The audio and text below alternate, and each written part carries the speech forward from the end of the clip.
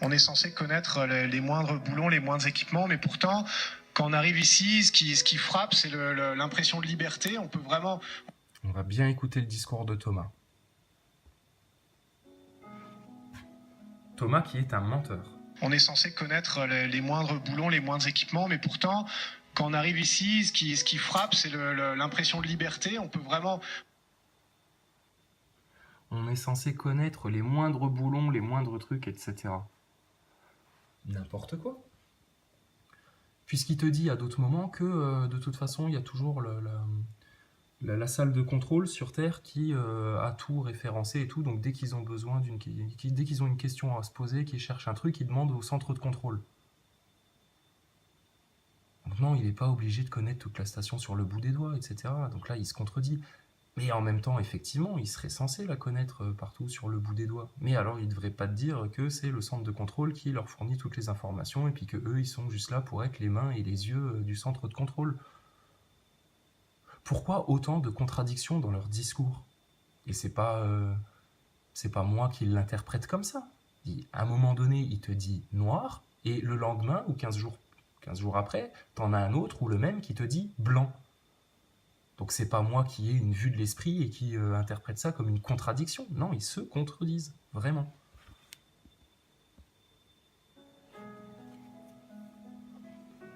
On est censé connaître les moindres boulons, les moindres équipements, mais pourtant, quand on arrive ici, ce qui frappe, c'est l'impression de liberté. On peut vraiment faire ce qu'on veut. Ce qui frappe, c'est une façon de travailler aussi, parce que il faut pas laisser échapper. Mais tu vois, c'est du blabla, hein, parce que on peut vraiment faire ce qu'on veut. Tu vois, alors là, ils font référence inconsciemment au fait qu'ils peuvent voler, faire des pirouettes, machin, etc. Mais en fait, il peut pas vraiment, il fait pas du tout ce qu'il veut.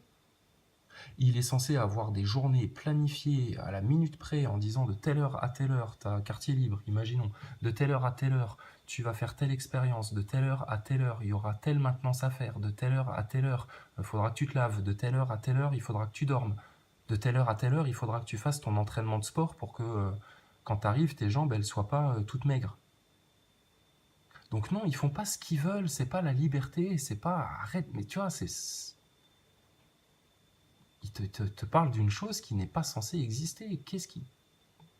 Ils vous font du blabla. C'est des gens qui mentent, ça. Ça se sent, ça se voit. Il y a des gens qui sont spécialisés là-dedans. Ils regardent des discours de politiciens et si le mec il se gratte le bout de l'oreille ou le bout du nez ou la joue ou machin ou qui fait telle mimique, ils sont capables de dire bah là il est mal à l'aise, là il ment, là ceci, là cela. Bah, qui regardent les vidéos de Thomas Pesquet et qu'on voit si c'est quelqu'un qui est à l'aise ou si c'est quelqu'un qui est en train de jouer un rôle, si c'est quelqu'un qui ment. Ces outils ou son micro, on peut vraiment faire. On est censé connaître les moindres boulons, les moindres équipements, mais pourtant, quand on arrive ici, ce qui frappe, c'est l'impression de liberté. On peut vraiment faire ce qu'on veut. Ce qui frappe, c'est une façon de travailler aussi, parce que il faut pas laisser échapper ses outils ou son micro, par exemple, parce que sinon on le retrouve à un endroit complètement différent de là où on l'avait laissé, ce qui m'est arrivé 30 secondes avant de prendre l'antenne. Oh là là, j'ai le même à la maison. Ce qui m'est arrivé 30 secondes avant de prendre l'antenne. Tu vois, ça c'est le genre de petits... tu vois, les petits détails pour te faire que ça se soit réaliste. Tu vois, j'ai la même télé à la maison, madame. Vous pouvez l'acheter les yeux fermés. Tu vois, c'est exactement ce procédé de manipulation-là. C'est des commerciaux de l'espace, en fait. C'est des VRP, ces mecs-là. Et donc, qu'est-ce qu'il nous a dit là ? Que il faut pas laisser échapper ces outils. On peut vraiment faire ce qu'on veut. Ce qui frappe, c'est une façon de travailler aussi, parce que il faut pas laisser échapper ses outils ou son micro, par exemple, parce que sinon on le retrouve à un endroit complètement différent de là où on l'avait laissé, ce qui m'est arrivé. Faut pas laisser échapper des outils ou des trucs. Donc l'italienne, là, quand elle balance, et puis Thomas, quand il nous montre ses... Donc l'italienne, quand elle balance ses paquets de bouffe et puis qu'elle continue sa présentation, puis que le paquet est ouvert, il y a même une noix de macadamia qui se balade derrière elle, etc. Donc il te dit ça, mais quand ils font des vidéos, ils font le contraire. Et ça, vous allez me dire que c'est normal, que des astronautes tiennent un discours sur leur manière de travailler, de procéder dans la station, et quand tu les vois dans leurs vidéos, ils font totalement le contraire. Et ça vous choque pas. Stardust, tu nous as fait 11 minutes là sur la visite de la station, tu as fait des heures et des heures de vidéos sur l'espace et sur la station, et Thomas Pesquet, ce héros. Mais t'as pas vu ça. Et vous êtes des haineux parce que nous, on vous met le nez dessus et que vous êtes vexés quelque part, j'ai l'impression, de ne pas l'avoir vu tout seul.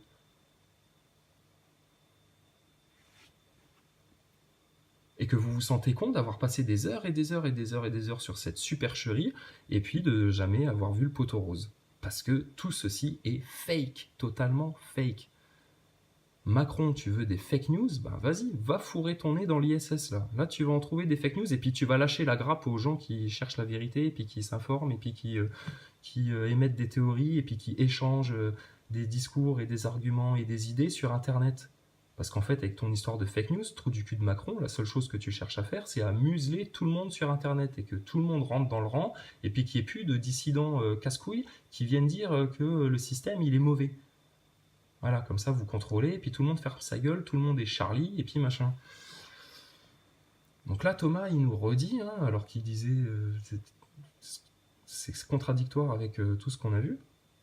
Il faut faire attention à chaque objet, parce que tu peux le retrouver à un endroit complètement différent.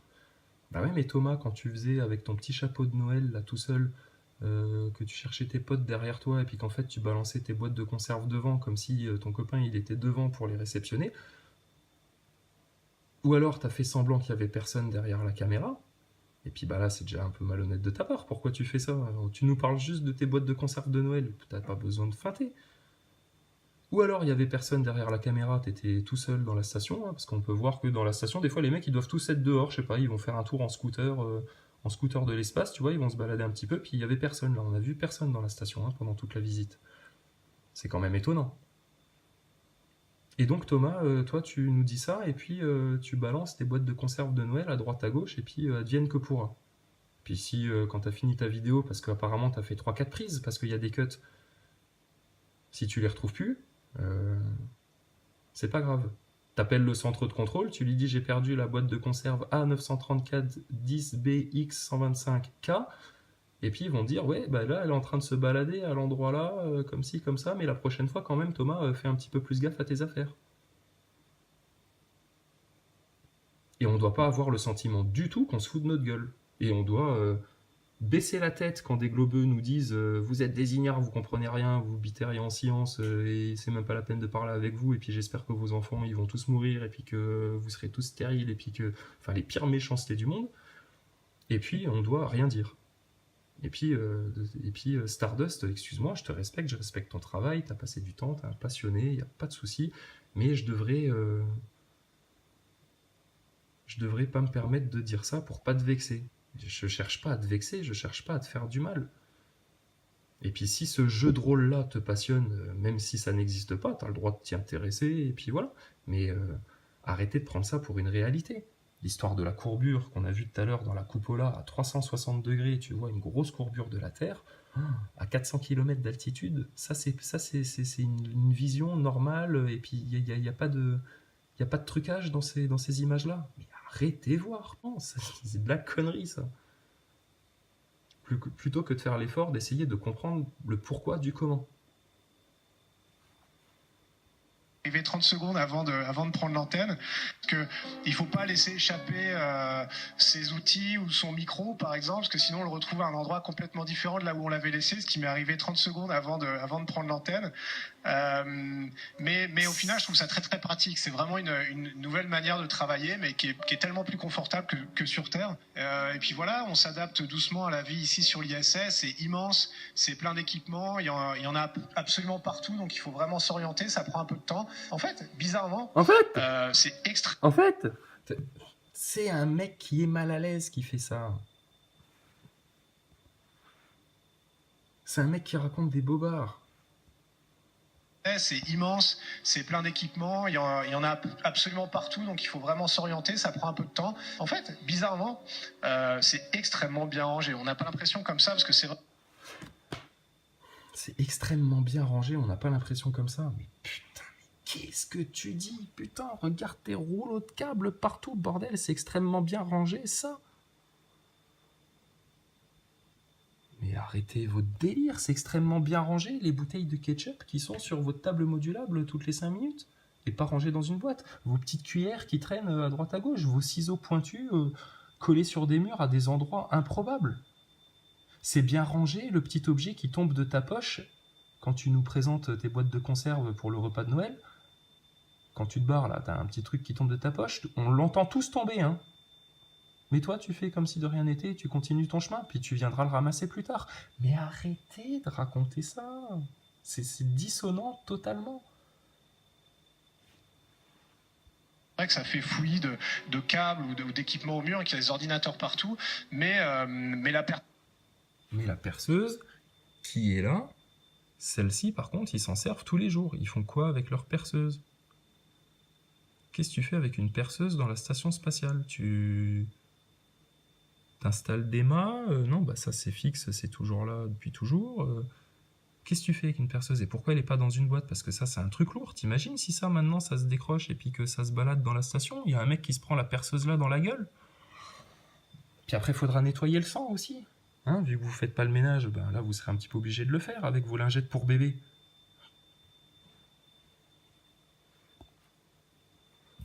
Ta putain de grosse caméra, là, sérieux. C'est déjà la 20e qu'on voit. À quoi elle sert? un peu de temps. En fait, bizarrement, c'est extrêmement bien rangé. On n'a pas l'impression comme ça, parce que c'est vrai que ça fait fouillis de câbles ou d'équipements au mur et qu'il y a des ordinateurs partout. Mais la performance, c'est qu'il y a des gens au centre de contrôle qui suivent ça. Il y a une immense base de données. Et chaque fois que je cherche un petit objet en particulier, par exemple le drapeau ESA qui est derrière moi, je me suis dit, tiens, je vais mettre un drapeau ESA. J'étais là, mince, ben, où est-ce que je vais trouver ça? Et... Non mais putain, mais un tel chapelet de mensonges et de boniments, mais putain. Et les globeux qui nous prennent de haut de leur soi-disant intelligence, et là ils comprennent pas qu'ils ont un putain de menteur qui est en train de leur raconter du blabla. Écoutez ce qu'il dit, Thomas. C'est vrai que ça fait fouillis de câbles ou d'équipements au mur et qu'il y a des ordinateurs partout, mais la performance, c'est qu'il y a des gens... On va revenir sur la performance, mais on va revenir aussi, parce que c'est déjà la 4e fois qu'on le voit sur la station, leur poignée entourée de sacs plastiques, là, comme ça. Mais pourquoi faire? Pourquoi faire? Si c'est pas juste pour rajouter des petits points de détail, pour encore, tu vois, rajouter des couches aux couches. C'est comme ça qu'on complexifie un décor. T'as les murs, on te rajoute des écrans de PC, on te rajoute des mâts, on te rajoute des câbles, et puis les petites touches à la fin, tu vois, c'est la petite chef décoratrice qui vient faire sa petite pinailleuse, là, elle dit « Ouais, non, mais là, je pense qu'on va rajouter quand même un petit bout de scotch orange, parce que ça va donner quand même beaucoup plus une notion d'activité dans la station. Et puis là aussi, on va rajouter un sac plastique, comme si on était obligé un petit peu de réparer des choses, qu'on était toujours occupé, tu vois, ça va donner un sentiment d'occupation permanente, en fait. Non, ça donne juste un sentiment de bordel, madame la décoratrice de la station et du décor. Pardon, j'arrête pas de couper, mais putain, un peu de temps. En fait, dizaines de choses à dire surtout. C'est extrêmement bien rangé. On n'a pas l'impression comme ça, parce que c'est vrai que ça fait fouillis de câbles ou d'équipements au mur et qu'il y a des ordinateurs partout. Mais la performance, c'est qu'il y a des gens au centre de contrôle qui suivent ça. Il y a une immense base de données. Et chaque fois que je cherche un petit objet en particulier, par exemple le drapeau ESA qui est derrière moi, donc à chaque fois qu'il cherche il savait pas quoi dire, un petit objet, donc ça peut être une paire de ciseaux, ça peut être un rouleau de scotch, ça peut être le petit avion en plastoc qu'on a vu collé au plafond tout à l'heure, ça peut être la balle de baseball de l'autre Gugus qui l'a prêtée à l'italienne pour qu'elle fasse son expérience. Qu'est-ce qu'il fout avec sa balle de baseball dédicacée avec dans l'espace? Ça peut être, je sais pas moi, la vis que le Hollandais a fait tomber dans les chiottes l'autre jour. Ça peut être chaque fois un petit objet, tout est référencé. La performance, c'est qu'il y a des... Et ça, la performance, Le mot là, il n'est pas anodin, la performance. On parle de performance quand on fait du un peu de temps. spectacle, quand on En fait fait, du show. bizarrement, c'est extrêmement bien rangé. On n'a pas l'impression comme ça, parce que c'est vrai que ça fait fouillis de câbles ou d'équipements au mur et qu'il y a des ordinateurs partout. Mais la performance, c'est qu'il y a des gens au centre de contrôle qui suivent ça. Il y a une immense base de données. Et chaque fois que je cherche un petit objet en particulier, par exemple le drapeau ESA qui est derrière moi, je me suis dit, tiens, je vais mettre un drapeau ESA. J'étais là... Alors le drapeau ESA dont il parle, parce qu'il se dit tiens, je vais mettre un drapeau ESA. Mais tu te fous de la gueule de qui là, Thomas Pesquet? Toi, tu t'es dit, toi, de toi-même, de ta propre initiative, je vais mettre un drapeau ESA. Tu sais, quand ils font leur présentation, hein, vous avez pu voir, hein, il y a le drapeau bleu ESA comme ça qui est derrière eux en décor, tu vois. C'est pour, pareil, te rappeler qui c'est les chefs là dans le délire. Et c'est lui qui a décidé de lui-même de mettre un drapeau ESA. Tiens, il s'est dit, tiens, parmi tout le boulot que j'ai à faire dans la station, je vais aller prendre du temps pour demander au centre de contrôle, tiens, est-ce qu'on n'a pas un petit drapeau ESA qui traîne? Parce que comme je vais faire une présentation cet après-midi, puis que je suis un bon faillot et un bon élève, je voudrais mettre le drapeau ESA derrière moi pour faire ma présentation. Donc j'ai demandé au centre de contrôle. Mais qu'est-ce que tu racontes, Thomas? T'étais pas en train de te foutre de la gueule du monde. Le drapeau ESA qui est derrière toi, c'est les gens qui te disent quoi dire, quoi faire dans ces vidéos-là, qui ont décidé de le mettre. De la même manière que quand tu as un chapeau de Père Noël sur la tête, c'est pas parce que toi, tu te sens beaucoup plus heureux avec un chapeau de Père Noël sur la tête et puis que tu es tellement dans l'ambiance de Noël que tu mets un chapeau de Noël sur la tête. Non, c'est parce que c'est Noël, il faut faire la vidéo de Noël pour la Terre et que les producteurs, les réalisateurs de ce merdier-là t'ont dit Thomas, il faut que tu mettes un chapeau de Père Noël sur la tête. C'est tout. Mais c'est pas un putain de pipeau ça que tu racontes? C'est vrai que ça fait fouillis de câbles ou d'équipements au mur et qu'il y a des ordinateurs partout. Mais la performance, c'est qu'il y a des gens au centre de contrôle qui suivent ça. Il y a une immense base de données. Et chaque fois que je cherche un petit objet en particulier, par exemple le drapeau ESA qui est derrière moi, je me suis dit, tiens, je vais mettre un drapeau ESA. J'étais là, mince, où est-ce que je vais trouver ça? Il y a des millions d'objets, des millions d'endroits où chercher, derrière les panneaux au plafond, sous le plancher. C'est impossible de juste chercher comme ça de mémoire. Donc j'ai appelé le centre de contrôle. Putain, mais vous entendez ce qu'il raconte? On va pas revenir, mais... J'étais là, mince, où est-ce que je vais trouver ça? Voilà, c'est ça. Je me suis dit, mince, où est-ce que je vais trouver ça? S'il en est à se dire, mince, où est-ce que je vais trouver ça? Déjà, il devrait se poser la question, est-ce qu'il y en a un dans la station? Parce que... quel serait l'intérêt d'avoir un drapeau ESA dans la station? Pour des objets en disant, tiens, il n'y a pas un truc qui traîne là, qui ressemblerait à un drapeau de l'ESA quelque part? Et je me suis dit, où est-ce que je vais trouver ça? Et après, le pire, c'est après. Des millions d'objets, des millions d'endroits où... Et chaque fois que je cherche un petit objet en particulier, par exemple le drapeau ESA qui est derrière moi, je me suis dit, tiens, je vais mettre un drapeau ESA. J'étais là, mince, où est-ce que je vais trouver ça? Il y a des millions d'objets, des millions d'endroits où chercher, derrière les... Il y a des millions d'objets, des millions d'endroits où chercher. Les panneaux au plafond, sous le... Derrière les panneaux, au plafond, sous le plancher. Quoi? Alors ça veut dire que derrière toutes ces plaques-là, un peu partout, il y a encore des rangements? Oui, il y en a forcément, des objets. Mais non, vous nous racontez que vous rangez tout dans un module. Tu te rappelles, le module que seuls les Japonais ont pensé à faire, un module pour tout ranger le bordel. Donc ton drapeau de l'ESA, s'il est quelque part, il est censé être rangé au même endroit que là où tu ranges ton ballon en forme de planète Terre.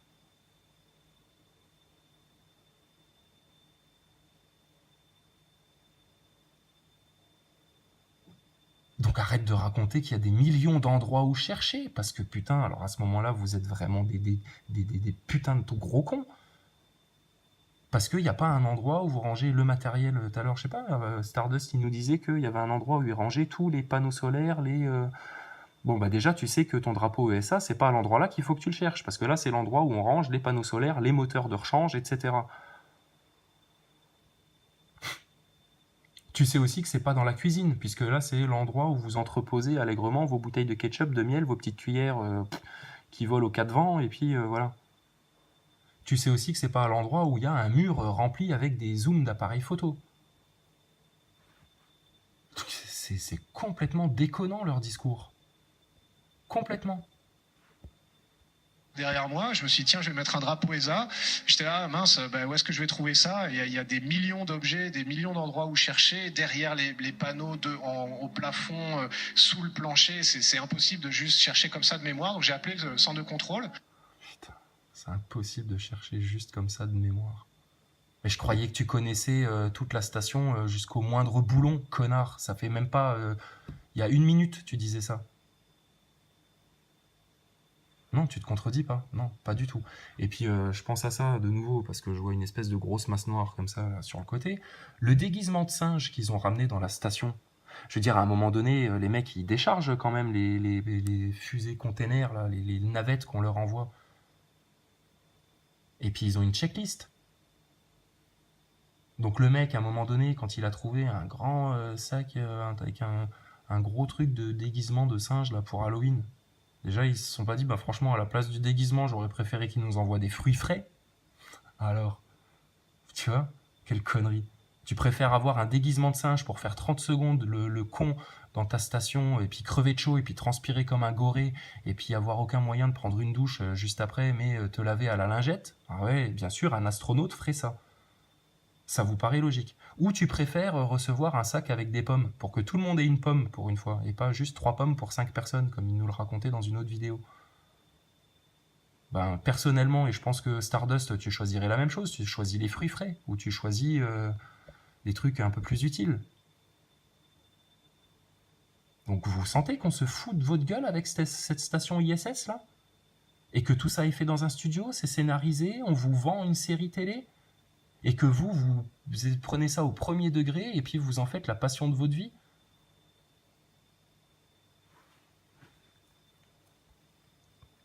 Et donc le mec qui décharge le container quand ils amènent la bouffe, les trucs, les pièces de rechange, etc. Et puis sur sa checklist, il a déguisement de gorille pour Halloween. Voilà, mais il pouvait s'y attendre alors, à ce qu'à un moment donné, il y a un de ses collègues qui l'enfile le déguisement de gorille et puis qui se mette dans une cachette comme ça et puis qui fasse bouh. Fallait pas jouer les surpris, tout le monde savait qu'il y avait un déguisement de singe. Qu'est-ce que ça veut dire, des déguisements pour Halloween? Dans la station spatiale? Putain, mais oh. Qui m'a dit, voilà, tu le trouveras exactement dans cet endroit d'objets, des millions d'endroits où chercher, derrière les panneaux au plafond, sous le plancher. C'est impossible de juste chercher comme ça de mémoire. Donc j'ai appelé le centre de contrôle qui m'a dit, voilà, tu le trouveras exactement dans cet endroit-là, qui est derrière